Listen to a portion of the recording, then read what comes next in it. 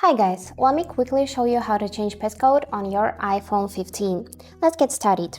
So I'm just gonna swipe to unlock, and for now my passcode is from 1 to 6, so let's change it. For this I'm gonna open settings, and after this we would need to search for the Face ID and passcode tab. Select it, and now you would need to enter your current passcode. And also, you can use Face ID to unlock your phone. You just need to scan your face and it will be immediately saved. But for now, we are interested in passcode. So let's just scroll down a little bit, and here you can see the option to change it.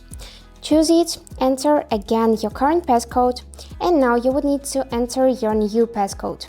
And also notice that you can use your previous passcode to reset your new passcode for the next 72 hours in case if you forgot it.